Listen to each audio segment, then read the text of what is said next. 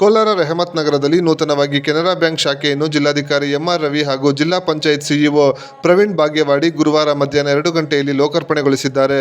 ಕೋಲಾರ ನಗರದಲ್ಲಿ 4ನೇ ಬ್ರಾಂಚ್ ಆಗಿದ್ದು, ಜಿಲ್ಲೆಯಾದ್ಯಂತ ಒಟ್ಟು 37 ಕೆನರಾ ಬ್ಯಾಂಕ್ ಶಾಖೆಗಳನ್ನು ಹೊಂದಿದೆ. ಇನ್ನು ಭಾರತದಾದ್ಯಂತ 10,000ಕ್ಕೂ ಹೆಚ್ಚು ಶಾಖೆಗಳನ್ನು ಹೊಂದಿದೆ. ಈ ಸಂದರ್ಭದಲ್ಲಿ ಕೆನರಾ ಬ್ಯಾಂಕ್ನಿಂದ ಖಾದಿ ಒಕ್ಕೂಟದ 85 ಸಂಘಗಳಿಗೆ ಒಟ್ಟು 150 ಕೋಟಿ ರೂಪಾಯಿ ಸಾಲ ನೀಡಿರುವ ಹಿನ್ನೆಲೆಯಲ್ಲಿ ಕೆನರಾ ಬ್ಯಾಂಕ್ನ ಮುಖ್ಯ ಪ್ರಧಾನ ಕಾರ್ಯದರ್ಶಿ ಮಹೇಶ್ ಎಂಪೈ ರವರನ್ನು ಕರ್ನಾಟಕ ರಾಜ್ಯ ಖಾದಿ ಫೆಡರೇಷನ್ನ ಜಂಟಿ ಕಾರ್ಯದರ್ಶಿ ಎಚ್. ಅಲಿವುಲ್ಲಾ ಅವರು ಸನ್ಮಾನ ಮಾಡಿದ್ದಾರೆ. ರೈತರಿಗೆ ಸಾಲ, ಚಿನ್ನದ ಮೇಲೆ ಸಾಲ, ವಾಹನಗಳಿಗೆ ಸಾಲ ಸೇರಿದಂತೆ ಹಲವು ಯೋಜನೆಗಳಿದ್ದು ಸದುಪಯೋಗ ಪಡಿಸಿಕೊಳ್ಳುವಂತೆ ಸಲಹೆ ನೀಡಿದ್ದಾರೆ. ಕೆನರಾ ಬ್ಯಾಂಕ್ ರೀಜನಲ್ ಮ್ಯಾನೇಜರು ಇಲ್ಲಿ ಕೋಲಾರ ಮತ್ತು ಚಿಕ್ಕಬಳ್ಳಾಪುರ ಡಿಸ್ಟಿಕ್ ಈಗ ಒಂದು 70 ಶಾಖೆಗಳಿಗೆ ಒಂದು ರೀಜನಲ್ ಆಫೀಸ್ ಕೋಲಾರಲ್ಲಿದೆ.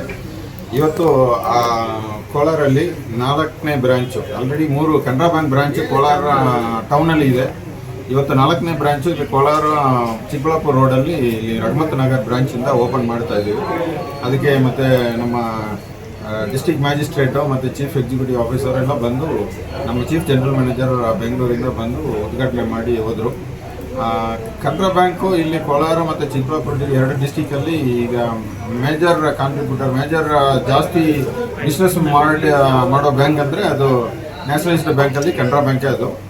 ಸೊ ರೈತರಿಗೆ ಮತ್ತು ಟ್ರೇಡರ್ಸಿಗೆ, ಬಿಸ್ನೆಸ್ ಪೀಪಲ್ಗೆ ಮತ್ತು ಹೌಸಿಂಗು, ರಿಟೈಲು ಮತ್ತು ಎಲ್ಲ ರೀತಿಯಲ್ಲೂ ನಾವು ಕೆನರಾ ಬ್ಯಾಂಕಿಂದ ಒಳ್ಳೆ ಸರ್ವಿಸ್ ಕೊಡ್ತಾ ಇದ್ದೀವಿ. ಇವತ್ತು ಇಲ್ಲಿ ರೆಹಮತ್ ನಗರ್ ಬ್ರಾಂಚಿಂದನೂ ಒಳ್ಳೆ ಸರ್ವಿಸ್ ಕೊಡೋಕ್ಕೆ ನಾವು ಇಲ್ಲಿ ಬ್ರಾಂಚ್ ಓಪನ್ ಮಾಡಿ ನಾವು ಹಾಕಿದ್ವಿ. ಎಲ್ಲರೂ ಈ ಬ್ರಾಂಚಿಂದ ಸರ್ವಿಸ್ ಎಲ್ಲ ತೊಗೋಬೇಕಂತ ನನಗೆ ಈ ಮೂಲಕ ಕೇಳ್ಕೊಳ್ತೀನಿ.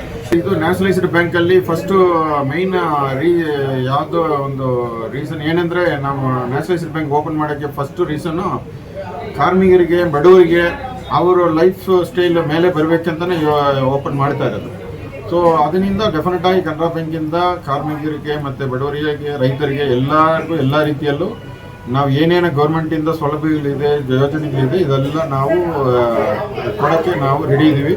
ಎಲ್ಲರೂ ಇದನ್ನೆಲ್ಲ ತಿಳ್ಕೊಂಡು ನಾವು ಕೆನರಾ ಬ್ಯಾಂಕಿಂದ ಸರ್ವಿಸ್ ತೊಗೊಬೇಕಂತ ತಿಳ್ತೀವಿ.